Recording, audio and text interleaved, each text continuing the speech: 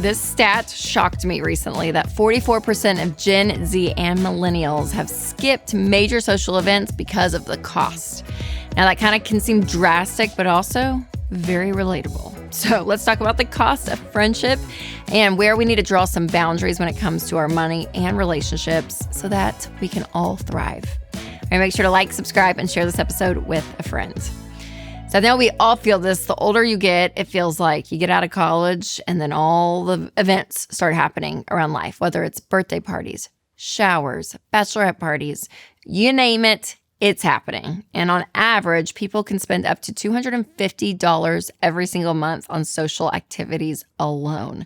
And what's crazy is that makes sense, right? If you're going to go to a concert with friends, if you're going to go out to dinner and drinks, things add up. And what's wild to me now as a parent is now our kids' social activities are now becoming a thing to the point that they get invited to birthday parties, which is so great and so sweet. But sometimes, it's a friend that maybe we were in class with 2 years ago or whatever. And it gets to be a lot, whether it's buying gifts for everyone, even going to things. And so even recently, Winston and I, this summer, we were we got to just kind of draw a line on the kids' birthday party thing because we got 3 kids. And if they're all invited, they could have 2 a weekend. And it's wild. And so even putting a boundary up there just reminded me of just how expensive social activities are. So if this is a pain point for you, just the idea that having friendships in general is costing a lot of money, here are 5 things to remember. Number 1, the event doesn't create the friendship. So whether it is the birthday parties or the showers or the weddings, these are exciting things in life. And yes, we want to be a part of them. We want to celebrate our friends,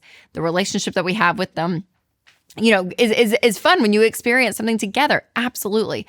But also, that relationship existed before this specific event that you're thinking about. So maybe you're struggling with a wedding and it is, a destination wedding, and you're like, I can't afford to go there. Maybe it is a shower for your best friend who's getting married, but you got to travel, and you're like, I don't have time or money to be able to do that. Whatever it looks like. Just remember your relationship existed before this event. And hopefully, if it's a friendship that actually has some depth and meaning and maturity, if you're not able to attend the event, it's going to be okay. Sure, we're all going to be sad and disappointed. We all want to be there for everything, but that's the reality is we can't. All right, number 2, clarify obligations ahead of time by being intentional. So if you know that you can't do or buy everything, then think through and even ask your friend directly which event matters most to them. I was talking to a friend, and one of her friends is getting married, and she's like, yeah, I'm one of her close friends, but she has 3 different showers in 3 different cities. Then you have the bachelorette party, then you have the wedding. And she's like, I can't do it all. I can't make it all. And so talking to her and be like, hey, what is the top 2 things? Obviously the wedding you want me to be at, but I can be at the bachelorette party. But is there one of the showers that you really want me at, right? Communicate and talk to the person about it. And maybe you're not able to bring a gift to every event. Maybe your time is open and you're able to be there, but you're not able to buy a gift for everything. So that's okay. Maybe just choose one gift for one of the things that is socially totally acceptable, or maybe go in for a group gift if you want to do that as well. But whatever you can, communicate on the front end, the better. Number 3, you can't say yes to everything. And again, sometimes it feels easier just to be like, yes, absolutely. But being an adult, we have to learn how to say no and say no gracefully. And again, your character and who you are is not defined by your calendar. So if you look and you're like, oh my gosh, I have all these things to do and I'm going to stay busy all the time and it's so great. Over time, you're going to be exhausted. If you don't learn to put boundaries up and say no sometimes, whether that is because you just want to stay busy, maybe there's a little people pleaser in you, I don't know. But I just want you to know, growing up means sometimes saying no to things that maybe you want to, but you can't afford or your time doesn't allow you to. And that is okay. I want to give you permission to know you can't be everywhere for everyone all the time. All right, before I share more, I do want to tell you about one of our amazing sponsors, Christian Healthcare Ministries. More than 100 million Americans carry medical debt, which shows traditional coverage often leaves people to face big bills alone. So families need more than just coverage. They need community. And that is why I love Christian Healthcare Ministries. CHM is a budget-friendly, faith-based alternative to health insurance, and they've paid over $12 billion in medical bills. Now that is faith in action. With CHM, there are no networks, no insurance headaches. Y'all, CHM is where your faith and your finances agree. So go to chministries.org/budget to learn more today. So I can't wait to tell you about one of our new sponsors, Minnow.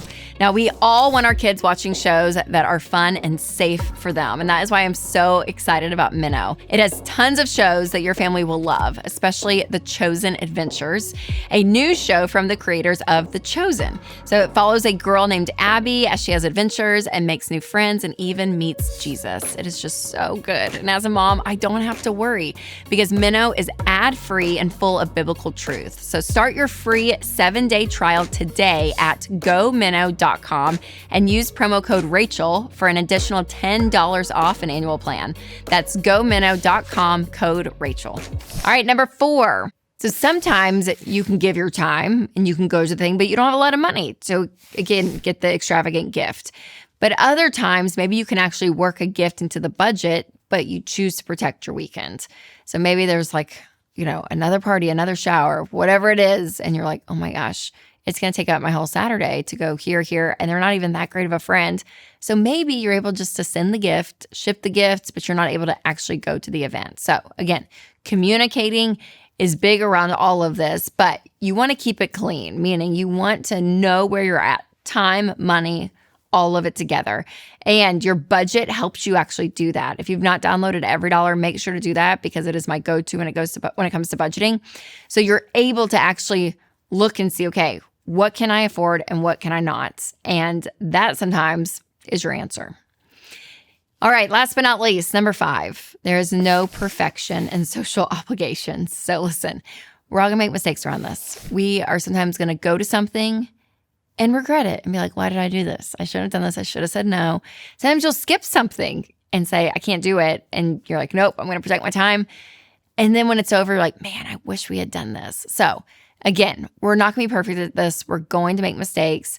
Now, thinking through also the specific friend, like, will this friend be offended? Right?